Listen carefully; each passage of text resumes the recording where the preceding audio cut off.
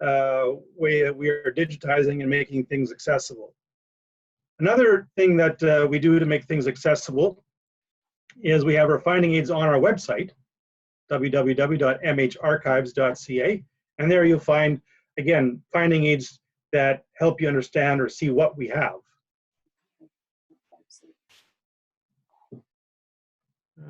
The last book you talked about was The Martyrs Mirror. Yes, that's right, The Martyrs Mirror. It's a book that was published in 1660 by Thielemann van Bracht, and it has, I think, over 1,000 stories of Anabaptist martyrs, people who died for their faith. And then in 1685, I think it is, then they started adding woodcuts, like pictures, to it. The university, CMU, Canadian Mennonite University, has a 1685 edition with those, that first edition with woodcuts. Other editions don't have the pictures because then it was cheaper to produce. So depending what model you want. It was first produced in Dutch, and then in German, then eventually in English. I think it's also in Spanish and some other languages. What is the earliest piece that the archives contain? Yeah, well, one of the earliest pieces is what I showed you, is that big old book that we have. That's about one of our earliest pieces. Don Falk is asking, do the archives have all past issues of the Rundschau? If so, are those issues available online? So the Rundschau is short for Die Mennonitische Rundschau, which was a publication that started in 1878 in Kansas. And in 1880, it got its now name, Mennonitische Rundschau. And it served the Mennonite community in the United States, in Canada, and in Russia. And it was published up until about 2006 or 2008. Around 1940, it became a Mennonite Brethren sponsored paper. But until 1940, it was a community paper. There is an index for part of the paper from 1878 till 1929, I believe. There's a complete index. There's an index for the obituaries in the paper, but they are not online yet. We're working on that. And one of the problems with putting out online is that we haven't figured out a good way how to make it searchable, word searchable, because it was written all in the Gothic script. And so the way they made the letters was different than the current script that we use today. And so we would need to use some kind of more specialized software to actually change the picture into a text that you could search. It's on our radar, but it's a bigger project. What kind of writing projects are you working on? Good question, Aaron. This year I started a writing a project called Still Speaking, Stories from the Mennonite Heritage Archives. Little 5-minute stories that tell you something about archives and with a story. And it was featured on one of our local radio stations, and you can find those Still Speaking episodes on our website, www.mharchives.ca. You go to features, Still Speaking, and there's pictures and audio of the writing. I'm also writing an article about the start of MAID, the Mennonite Archival Information Database, for our journal. So that's kind of the projects I've been working on at this point.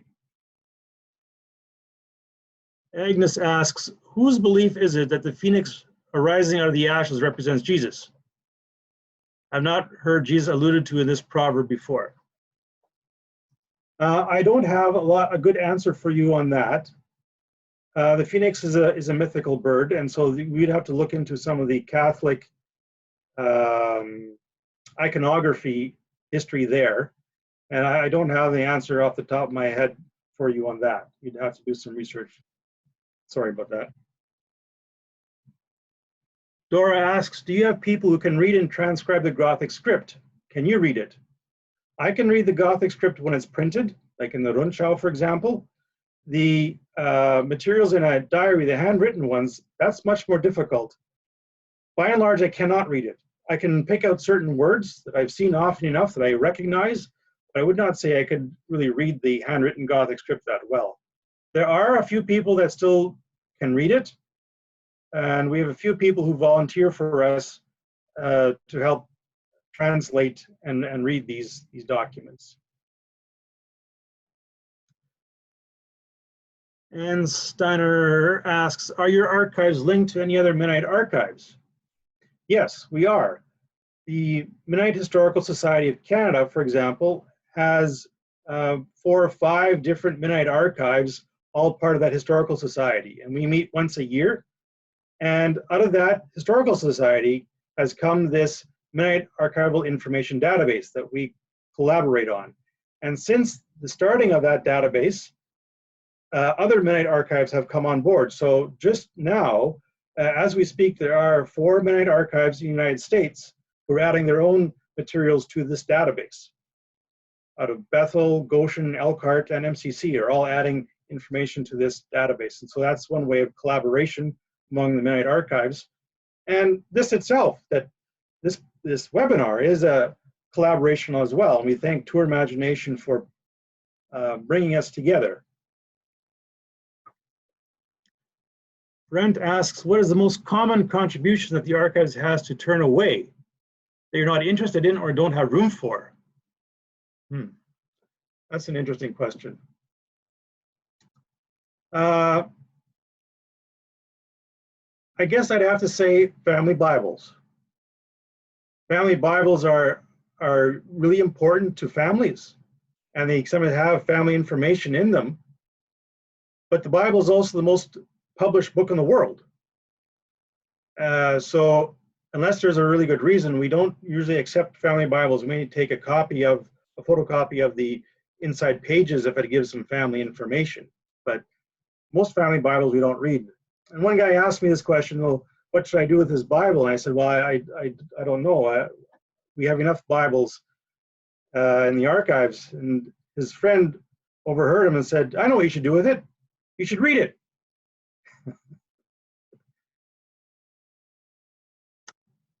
I joined this meeting partway through. Will you be posting the recording of tonight's meeting and where? Yes, Sandra will be sending out a link to all the people who have registered. Do you have any stories or information on Hutterites?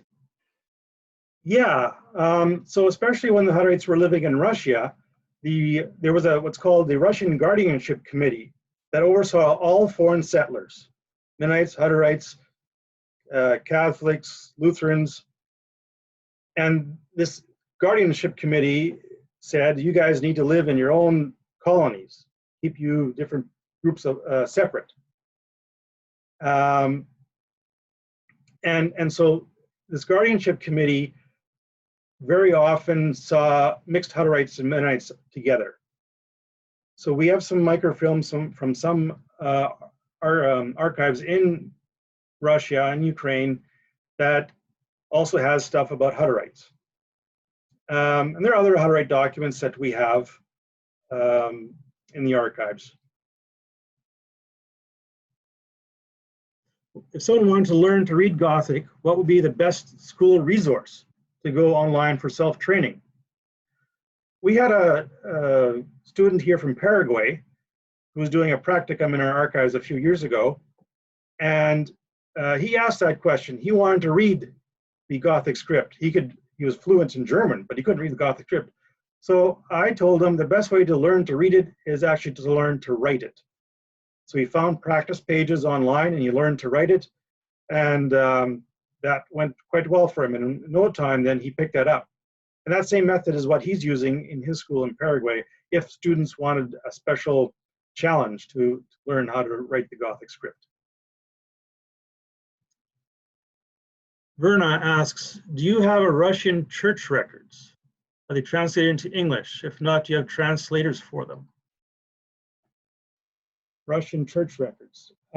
Most of the church records that were created by Mennonites in Russia disappeared. There's a special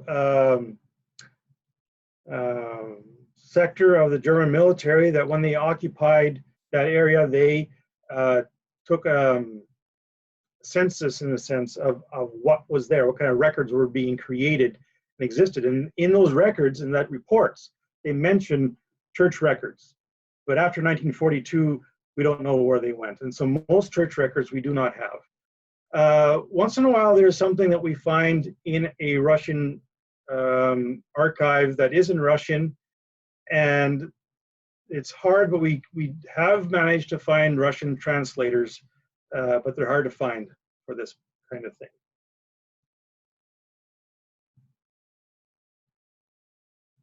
Jake asks, I'm working on a family genealogy. I'm looking for stories of families immigrating Canada to Paraguay. Where might I find them? There are some books on that move to Paraguay and Latin America, and it depends again which move you're talking about, the 1920s or the 1940s. There's a group that went to Paraguay in 48, another group that went in 26. So there are some books, commemorative books on that. One by Walter Queering, which is more of a story book, or a picture book. And Jake, if you send me an email and remind me, then I can try and remember what those titles are. The annual meeting open to the public. I'm not sure what you mean there, Tina. Can you maybe type another question to clarify what you're asking there? Virginia asks, why do you think many Mennonites are interested in history? Well, I think that many people are interested in history. There's something that seems to naturally happen when people get a bit older, when maybe their parents are gone, they can't ask their parents these questions anymore, that then they start asking, well, you know, what was that mom and dad talked about? What was that story, or why did they do it this way? And so I think people naturally, when they get older, a number of people, start thinking about the past, thinking about history, thinking about their own lives. And so I think that's one of the reasons why Mennonites are interested in history. I think Mennonites are also interested in history as a way of understanding their self-understanding, to understand who they are, how they got where they got. Yeah, so part of it is just a natural inclination, I think, that a good number of people get when they're older, but I think there's also something about Mennonites wanting to understand who they are, because they don't have a nation as such that they belong to. So how do you describe what a Mennonite is? And I think that kind of question helps spur on questions and interest in history. Laurel Friesen asked, do you need for volunteers? Yeah, we are open for volunteers. What kind of skills would be useful to you? Well, if you can read the German Gothic script, would be one skill. Computer skills. If you want to follow it up, send me an email and we can set up an interview, Laurel. Donald Peters asks, do you have any information on Mennonites and the Spanish flu? So the Spanish flu of 1918-1919, there is some research that's been written looking at the Mennonite experience during the Spanish flu in southern Manitoba. And the research done by Glenn Clausen, Kimberly Penner, and Vanessa Queering, they took a look at all the deaths, and they found that the Mennonites in southern Manitoba were twice as likely to die from the flu than their non-Mennonite neighbors. And the best understanding of why that is that they did not practice social distancing properly or in time. And so they act more of their young people, because the flu targeted healthy young adults. Other epidemics, diphtheria targeted young infants, or children, I should say. This COVID-19 seems to target elderly. The Spanish flu targeted those in their early 20s. And they were twice as likely to die because they didn't practice social distancing. There's a few articles that have been written about that.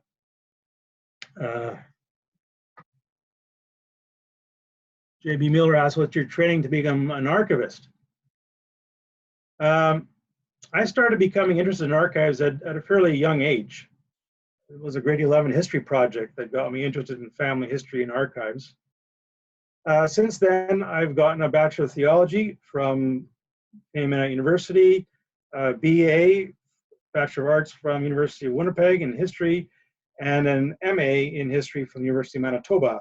And in there, I've taken archives courses, I've taken archive workshops, and I've started in 1999, so I've also had quite a bit of on-the-job training.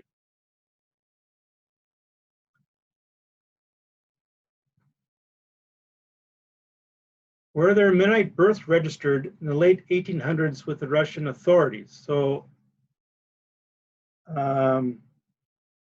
there were censuses that the Russian government undertook that recorded births.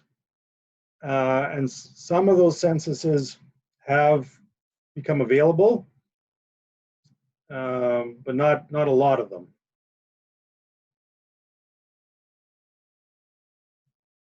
The different archival annual meetings, is it always in the same location? Okay, Tina, thank you for clarifying that. So the Mennonite Historical Society of Canada meets every year usually in January in a different province. So last year in 2020, January 2020, we met in Quebec. This coming year, it's supposed to be in Winnipeg. And the next year it'll be somewhere in the West. So yet it changes.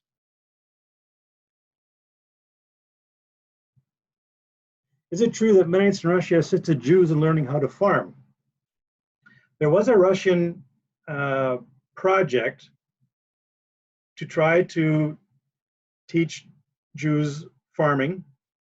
And so there was a village village set up called Chow, means look here, supposed to be a model farming community. And so that was one attempt to try to teach Jews how to farm. Well, teach Jews how to farm in a certain way. I'm sure many Jews knew how to farm, but this was to try to teach them in a certain way how to farm. If it was better than what they knew, I don't know. Jake Bergman, Dr. Walter Quiring's book, In Schweißdienst Angesichts, available in English. That is one of the books about moving to Paraguay. Is it available in English? I don't think so.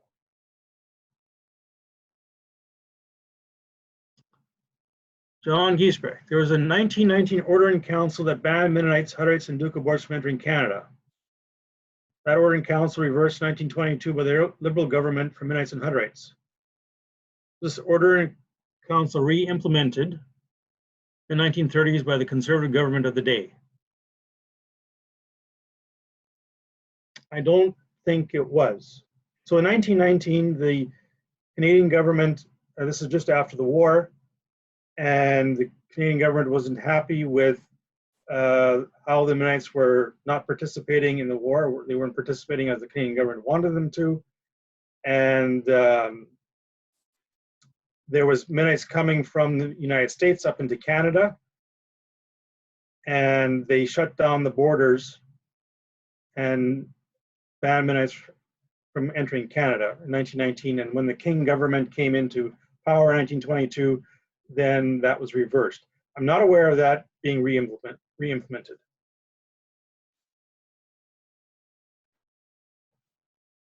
Okay. Hi, Sandra. Hi, that was fabulous. Thank you for answering all those questions. I'm amazed that it was just right there at the tip of your tongue, all those facts. You must have an incredible archive stored right here in your brain. Thanks. Well, we're seeing a lot of thanks in the chat, and thank you everyone for coming. Really great to have you to our first experiment here. And I know it wasn't perfect, but you did a fantastic job, Conrad, and we're really grateful. Everyone will be receiving a follow-up email with links to how to get in touch with Conrad, how to see more information about the archives, and an opportunity to donate if you would like. And also there'll be a link to Tour Imagination Heritage Tours and a link to the 7 other stops on this virtual tour that's happening the rest of May and into June. Thanks again, everyone, and have a good evening. Thank you very much for joining us. I appreciated your time. Thank you.